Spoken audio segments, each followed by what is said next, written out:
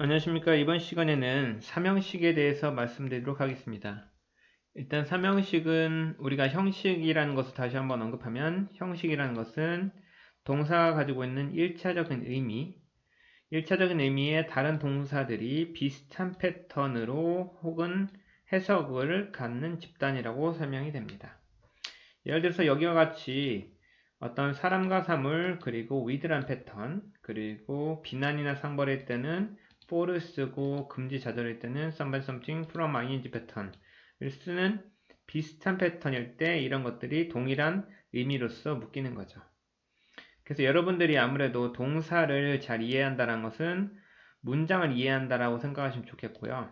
그래서 문장이 완벽한지 완벽하지 않은지 우리가 나중에 관계대명사를 배울 때 아주 중요한 단서가 문장이 완벽한지 완벽하지 않는지를 따지기 위해서는 우리가 그 기준인 동사의 패턴을 잘 기억해야 됩니다.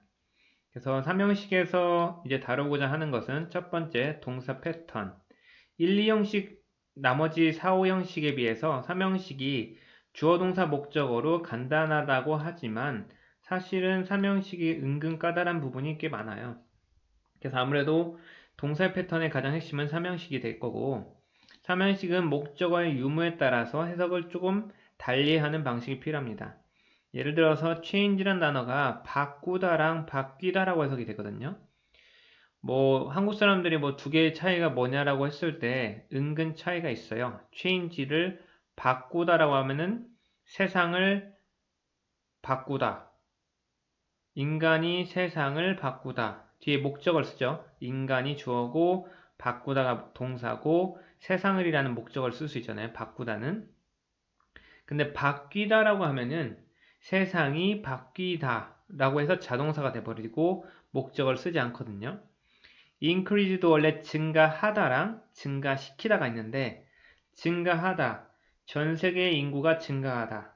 그래서 인구가 증가하다는 자동사 뒤에 목적어를 쓰지 않지만 증가시키다라고 하면은 뒤에 목적어를 쓰게 되죠.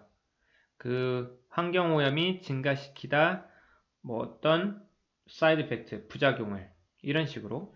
그래서 목적어 뒤에 쓰이는 목적어가 있냐 없냐에 따라서 여러분들이 한글의 민감성을 가질 필요가 있습니다. 그리고 이제 전치사 유무에 따라서 이것은 좀 이따 잠시 후 이야기를 하겠고요.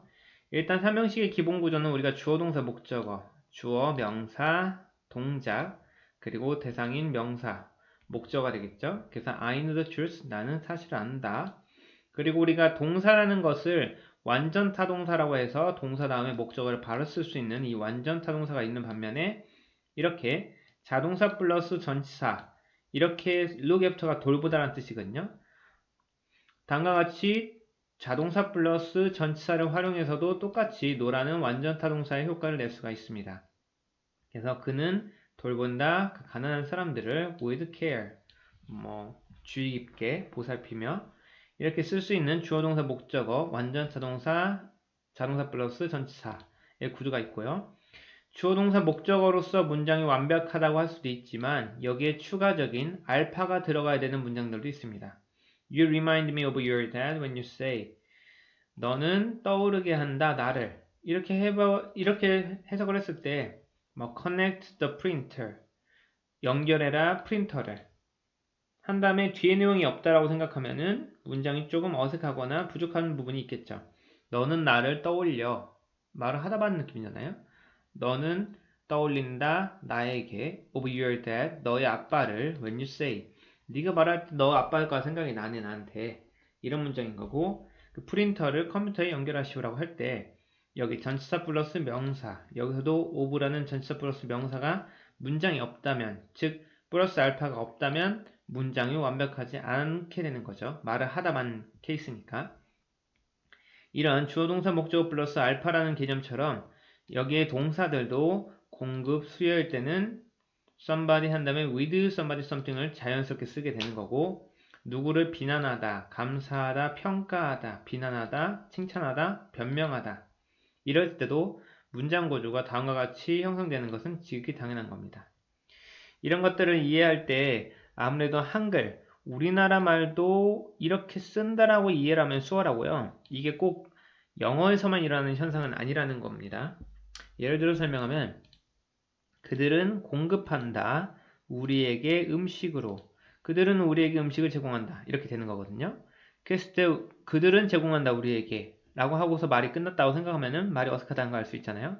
그래서 음식으로라고 쓸 때 with 전치사 플러스 명사 패턴을 쓰게 되는 거고, blame은 탓하다라는 뜻이에요. 그는 탓했다. 그의 아들을 해서 문장이 끝났다고 할 수도 있긴 하겠지만 왜 탓했는지에 대한 이유를 설명해주는 플러스 알파가 필요한 거죠.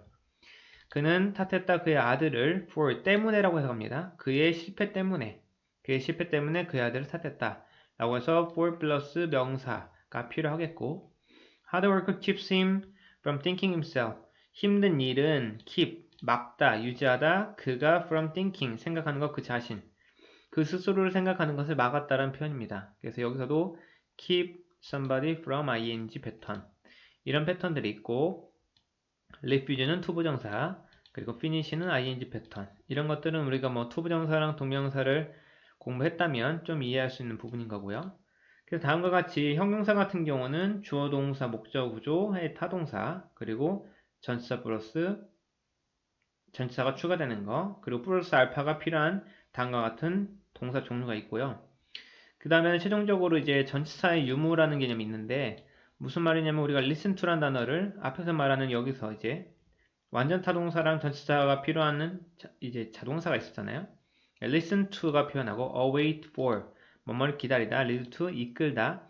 여기서 같이 전치사를 쓰지 않으면 문장이 성립이 되지 않는 케이스입니다. 이랬을 때 자동사 플러스 그 다음에 전치사가 필요한 케이스고요. 그리고 밑에 같은 경우는 또 반대로 attend란 단어가 어디어디에 참석하다, resemble 누구누구와 닮았다, 어디어디에 이르다, 누구누구와 결혼하다, 누구누구에게 전화하다. 선생님이 해석을 하는 걸 보면은 좀 이상한 느낌이잖아요. 원래 나는 알고 있듯이 콜은 전화하다고 메리는 결혼하다인데 여기 앞에 와를 붙이거나 어디어디에를 붙이잖아요. 왜냐면은 다음과 같은 동사들 뒤에는 목적어를 바로 쓰게 돼 있거든요. 이 사이에 전치사를 쓰지 못해요. 왜냐면은 이건 우리나라 말과 영어의 차이기 때문에 그런 거고, mention도 언급하다가 아니라 뭐뭐에 대해서 언급하다, discuss도 뭐뭐에 대해서 토론하다, enter도 어디어디에 들어가다. 즉, 이 문장, 이 단어 안에는 이미 전치사가 포함되어 있도록 해석을 해야 한다라는 게 핵심입니다. 이렇게 다음과 같이 삼형식에 대해서 알아봤습니다. 수고하셨습니다.